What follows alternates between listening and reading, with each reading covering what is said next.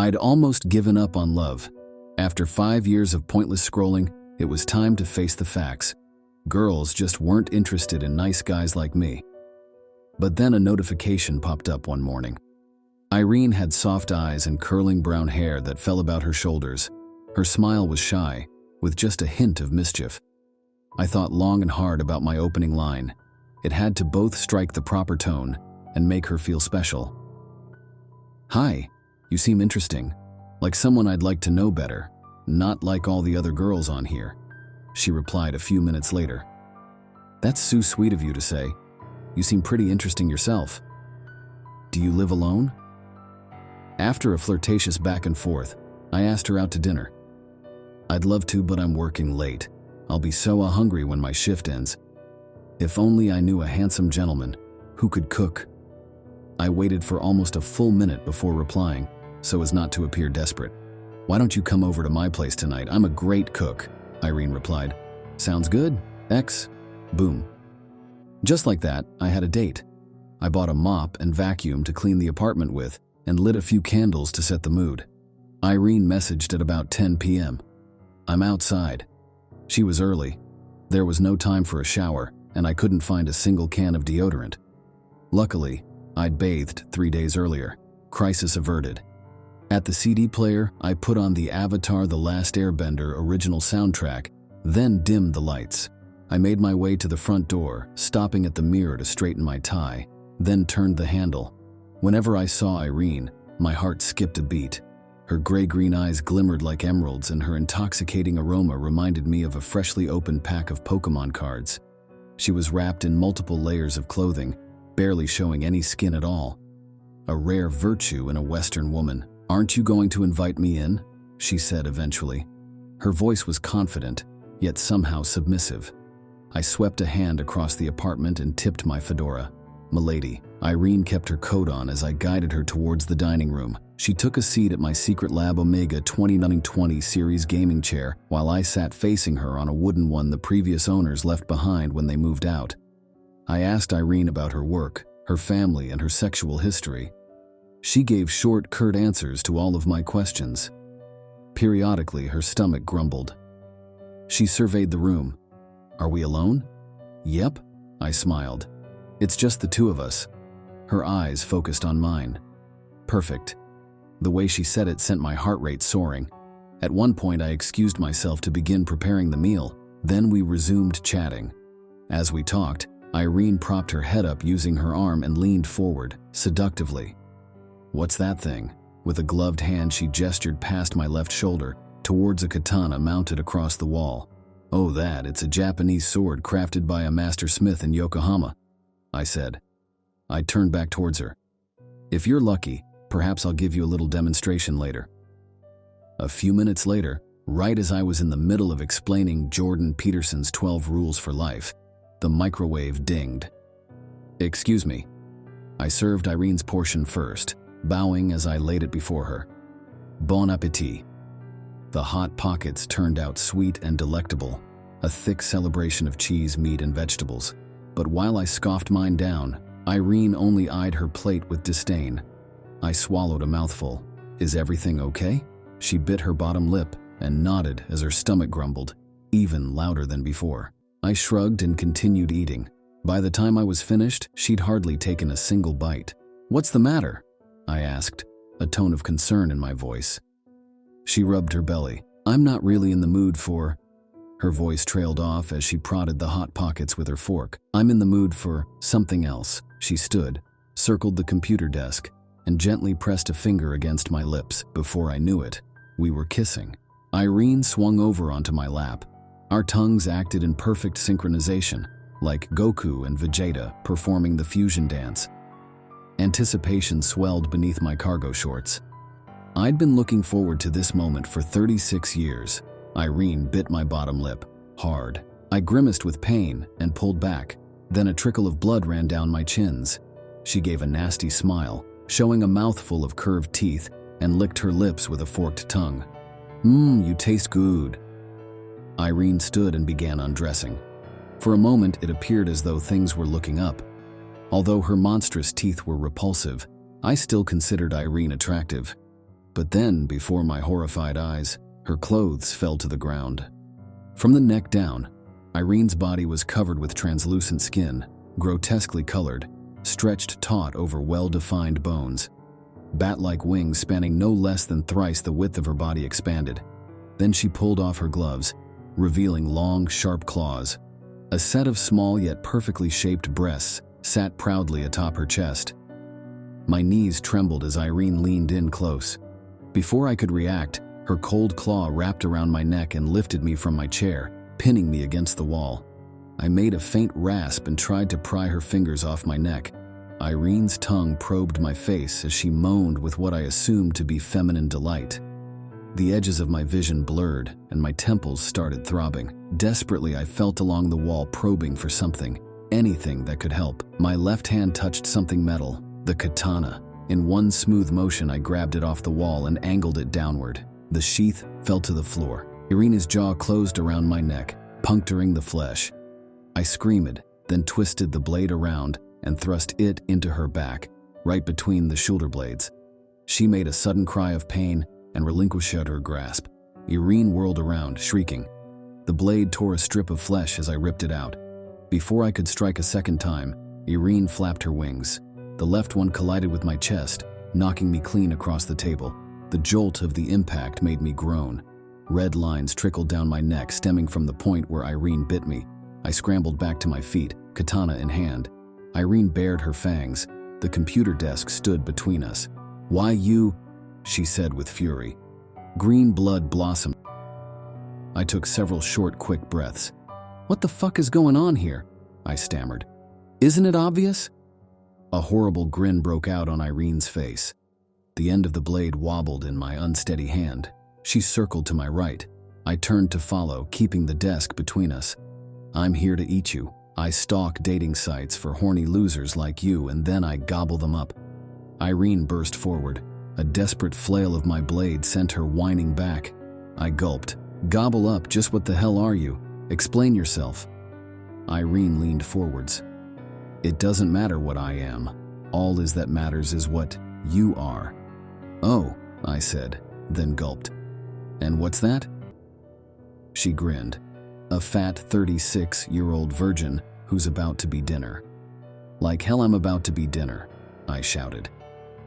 I tried a slash, but Irene jerked back just out of reach, and the silver blade cut only air. She took another swipe at me. I backed up a step. She swiped again and again, finding only the space above the desk. I held my breath and steadied my arms. All I had to do was to watch my opponent for an opening. Each time Irene got ready to strike, her muscles tensed. That was it. The next time her muscles contracted, a delicate stroke sent her fingers flying through the air. She growled like a wounded orc and staggered back. While Irene clutched her hand and squealed, I slipped around the desk ready to deliver a finishing blow. Her eyes focused on me with murderous intent. With her uninjured hand, Irene lashed out, forcing me backward. I answered her attacks with strikes of my own. Once, twice, attesting. There was a loud whoosh as Irene spread her wings and flew forward. "No!" I screamed, swinging wildly. The blade cut across her stomach. Anguished wails followed. Irene hit me with a meaty thump, then we both spilled onto the floor. The katana landed between us. We both grabbed for it at the exact same moment, me getting there first.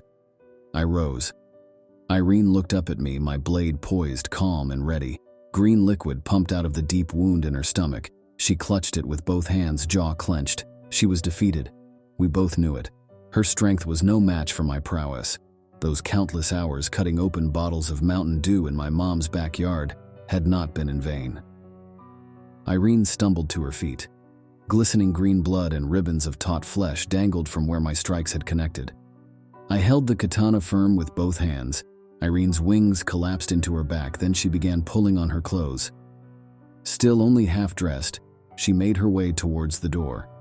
There, she looked back towards me with a look of utter disdain. I chuckled in response. The door crashed shut behind her. In the bathroom, I unrolled toilet paper and dabbed my wound. I stared at my reflection with pure disbelief. What were the odds my first ever date would turn out to be a hideous monster? It had undoubtedly been the second worst date of my entire life. On the counter, my phone chimed. It's a match. Excitement swelled in my stomach. The girl I matched with, Alice, was even more beautiful than Irene. Her skin was like mocha cappuccino, very exotic, very sexy. Sitting down to feast on the still warm hot pockets Irene had forgone, I sent Alice a message. Hi, you seem interesting, like someone I'd like to know better. Not like all the other girls on here. If I'd known further terrors lay ahead, I would have uninstalled the app right then and there. But like a fool, I didn't. After all, what were the odds of something like that happening again?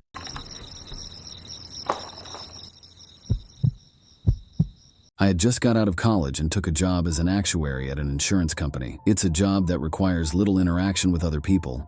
I originally picked it because I used to think I liked to be alone. But damn it, not anymore. The job far away from my family and I didn't have any friends in the area.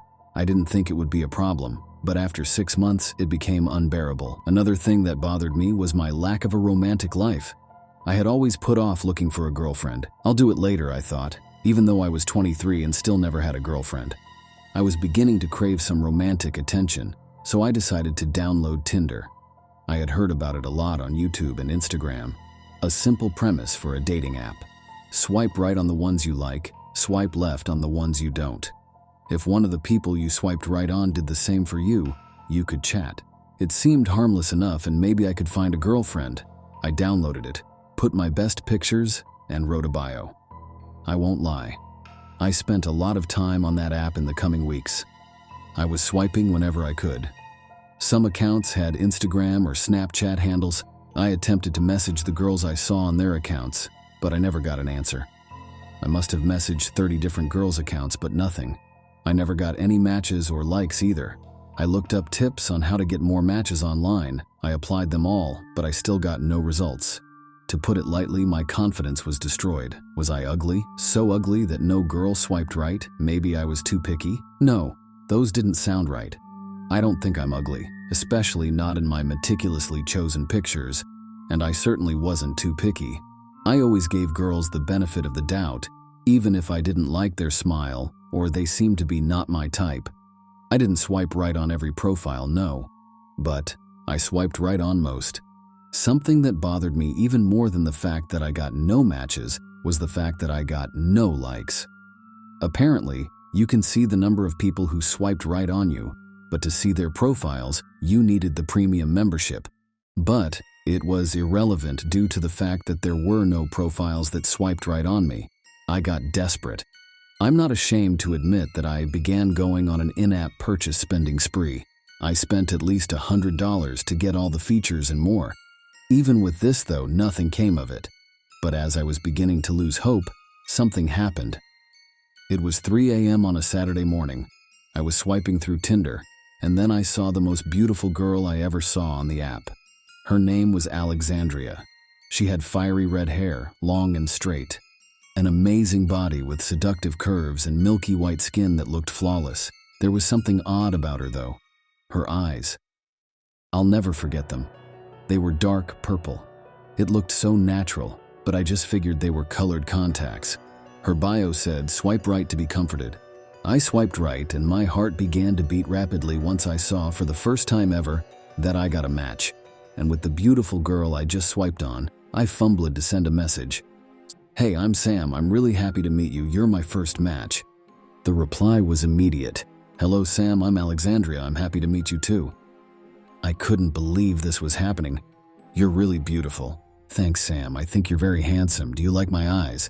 "Haha, yeah. Do you wear those contacts all the time?" "That is my natural eye color." I didn't believe her, but she was serious. She told me it was exceedingly rare, but that some have the odd coloration. Less than 1% of children are born with purple eyes, she told me. I didn't know if to believe her or not, but I disregarded it and moved on. It turns out Alexandria was just my type. Funny, honest, smart, and adventurous. We chatted for 4 hours straight before I fell asleep. When I woke up, we decided to meet up the next day at a local park in my area. I half expected her to be a catfish, or an old man in a dress and a wig or something crazy like that. But no, she was there, and she was even more beautiful in real life. We walked around and had a great conversation, and for the first time in my life, I kissed a girl on the lips. It was the happiest day of my life. I knew I had to be with her. I needed her. We began dating. My family was so impressed by her when I took her over for the holidays. They were blown away by her beauty and her charm. It seemed like wherever Alexandria went, she put smiles on everyone's faces. My dad patted me on the back and told me that I found a keeper. I didn't value my family's input too much, but this just seemed to cement in my head how perfect Alexandria was for me. I always wanted to meet Alexandria's family too, but she always told me that I would, sometime in the future. I couldn't find out anything about her family. She had no siblings and she never talked about her parents. I wanted to know, but I didn't want to upset her, so I never pried. About 4 months after we had met, Alexandria moved in with me and everything was perfect for a few months. But then, my lungs began to feel heavy and breathing became a lot more difficult. I would cough up blood every now and again too. I told Alexandria and she didn't look worried or upset when I told her. I thought it was weird, but I could have sworn she had a look of something akin to disappointment. I went to the doctor. He did blood tests, MRIs, EKGs, and X-rays, but nothing seemed wrong except one thing. My lungs were a lot weaker than they should be for someone my age with no history of lung problems. There was nothing he could do, aside from giving me a couple of shots. He told me to go to the ER if it got really bad. I was worried, but I continued on with my life. My lungs were a nuisance. I couldn't run or go on long walks like I used to like to do, but I began to get adjusted to my new condition. But eventually I began to get tired more easily, even if I wasn't doing anything. Things got worse when Alexandria began working more. Something was wrong with her. She didn't talk to me like she used to. She barely paid attention to me at all. She would work late. I normally would be asleep when she got home, but one night I couldn't sleep and I heard her come home. She went into the kitchen and it sounded like there was someone else in there with her. I turned over in my bed to try to hear better. He didn't last as long as I expected. I heard her whisper, and then a deep voice responded. "Yes, I venture to say he only has a few days left." What will I do once he dies? Patience, child. We will find another life form for you to feed off of soon enough. Is Claire working on finding the replacement? Yes, we have a few lined up. Good.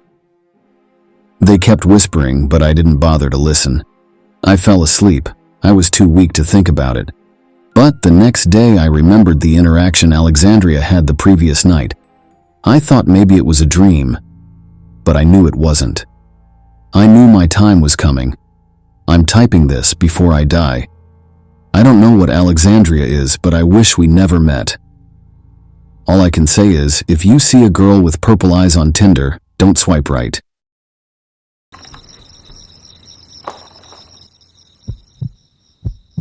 I can honestly say the last few days have been the most fucked up, confusing, and terrifying of my entire life.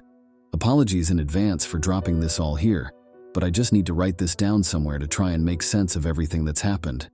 I've spent the past few days with nobody believing me, staring at me like I'm less than nothing.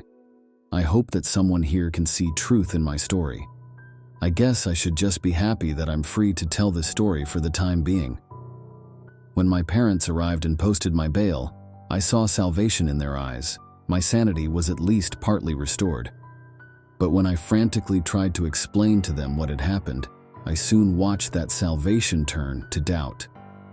God, how could this happen? What the fuck did I do to deserve this? Anyway, the story. I set out on Thursday morning to go and meet up with this girl. Wait a second. Let me start from the beginning. I need to give you proper context. A couple weeks ago, I matched with a pretty hot girl on Tinder. Her name was Sarah. She was 23, just a couple years younger than me, and she had grown up in this town just like me. I was certain I'd seen her around a few times. She was the kind of person you've been in the presence of a few times, but never properly connected with, if you know what I mean. We started chatting and things were going great. We swapped stories about the town, big events that happened growing up, and laughed about how we'd basically lived the same life, but never actually met each other. She was sweet, she made me laugh, and she was very pretty. I was captivated. This went on for about a week. I'd find myself increasingly excited to see her replies to my messages.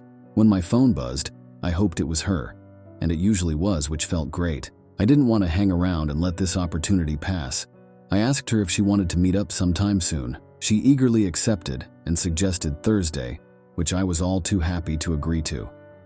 We talked over what we wanted to do, maybe get dinner, see a movie or something, but she worked nights, so it was going to have to be a day date. I think my heart almost stopped completely when she suggested just meeting and hanging out at her apartment. I was prepared to play the long game on this one, but I certainly wasn't complaining that it was shaping up to be more of a sprint to the finish. She gave me her address and we laughed about how it was in such a rundown part of town. I playfully hounded her over it, which she laughed off, asking in turn how classy my living arrangements were as a single 20-something working a part-time retail job. She had me there. I don't think I could have brought her here. The place is a dump. Thursday rolled around quickly. I cleaned myself up, put on some of my nicer clothes, and left the house. I felt incredible. I had a spring in my step and a condom in my pocket. If only I could have seen then where this day would go, I might have had the sense to stay home. I rounded the corner to her apartment block and stared up in grim fascination. This place looked terrible. It was like a caricature of urban decay, a relic of a bygone time that the years had not treated well. I laughed to myself in the relief that she lived on the ground floor. I wasn't going to have to venture into the belly of this beast. I made my way over to her door, apartment 12. I stifled myself, took a deep breath, and knocked on the door. No answer. I double-checked the number and knocked again. Nothing. I walked around to the side window, peered through the bars to see if I could see her inside, but I could barely make out anything. The room looked nearly empty. I tried the door once more, but still no answer. I heard a shuffling inside and the faint sound of a door closing. This must be her. She's coming to let me in now. Nothing. Curiosity got the better of me and I tried the door, yelling her name as I did. It's unlocked and I let myself in, but nobody replies to my calls. The place is horrendous, a wrecked open space punctuated by a couple of pieces of smashed furniture and trash. Something was wrong here. I should have run. Compelled by my curiosity, I continued to venture through the awful place, calling Sarah's name as I went. I checked the first couple of rooms in the hallway and found nothing, but my heart sank as I walked into what I assume was the kitchen area. That's where I saw her. She was laid out on the floor like a rag doll, her bright summer dress standing out in stark contrast against her dank surroundings. My instincts kicked in, and I ran over to her in an attempt to help. I cradled her lifeless body in a panic as I tried to work out what the fuck was going on. Her neck was bruised like she'd been strangled, but she was still warm, color fading from her face with each passing moment. I had no idea what to do. I started frantically yelling for help, but there were no replies. I took a deep breath, collected myself, and pulled out my phone to call 911. The second my hand clutched onto my phone, I felt it vibrate in my hand. New Tinder message from Sarah. I opened it without hesitation. "I'm so happy you found me." I felt faint. I felt ill. What in the fuck was going here? Before I had time to wrap my head around any of the myriad fucked up things about this situation, I heard a sound that chilled me to my core. Her phone vibrated in her purse. I pulled it out, hoping that it might offer me some answers. There it was on the screen. New Tinder message from Rob. "I'm so happy I found you." I couldn't suppress the need to vomit any longer. My body gave in, and I collapsed onto the floor. When I pulled myself together, I started to scroll through the Tinder conversation on her phone. It was nearly identical to the one on mine. Nearly. Minor details changed. Roles were reversed in the conversation. On her phone, I had asked her to meet me here, before I even had time to try and figure out what had happened or calculate how monumentally fucked I was.